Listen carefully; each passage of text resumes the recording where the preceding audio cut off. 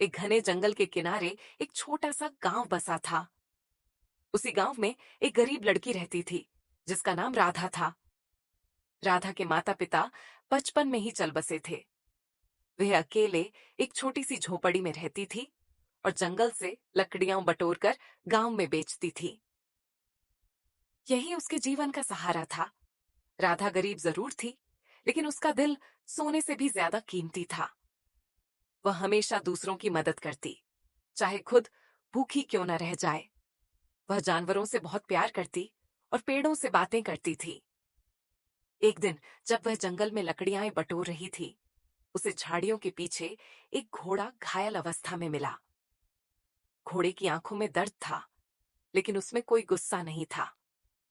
राधा ने बिना डरे उसकी देखभाल शुरू कर दी। उसने अपने पास की जड़ी बूटियां घोड़े के घाव पर लगाईं, पानी पिलाया और धीरे धीरे उसे अपने झोंपड़े तक ले आई। उसे नहीं पता था कि वह घोड़ा किसी आम व्यक्ति का नहीं, बल्कि राजकुमार आरव का था। राजकुमार शिकार के लिए जंगल आया था और रास्ता भटक गया था। उसके सैनिक घोड़े को ढूंढ रहे थे, लेकिन राधा को इन सब का कोई अंदाजा नहीं था। 3 दिन बाद सैनिकों को घोड़े का पता चला और वे राजकुमार को राधा की झोपड़ी तक ले आए।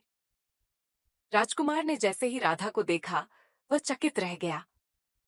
राधा के कपड़े साधारण थे, लेकिन उसकी आंखों में सच्चाई और दिल में करुणा थी। राजकुमार ने कहा, तुमने मेरे प्रिय साथी की जान बचाई है। मैं तुम्हारा यह उपकार कभी नहीं भूलूंगा। राधा मुस्कुराई और बोली, मैंने कोई उपकार नहीं किया। जो मदद मांगता है उसकी मदद करना तो मेरा कर्तव्य है। राजकुमार राधा की सादगी और उसके नेक दिल से बहुत प्रभावित हुआ। उसने राधा को महल आने का न्योता दिया। पहले तो राधा ने मना कर दिया, लेकिन गांव वालों ने उसे समझाया कि यह उसका भाग्य है। महल में राधा का स्वागत राजसी सम्मान से हुआ। राजकुमार ने उसके लिए पढ़ाई और संगीत की व्यवस्था की। धीरे धीरे राधा और राजकुमार के बीच गहरी मित्रता हो गई, जो समय के साथ प्रेम में बदल गई। कुछ महीनों बाद राजकुमार ने राधा से विवाह कर लिया। पूरे राज्य में खुशियां मनाई गईं। राधा अब रानी बन चुकी थी, लेकिन उसने कभी अपनी सादगी नहीं छोड़ी। वह महल में भी वैसा ही जीवन जीती रही, दयालु, सच्ची और विनम्र।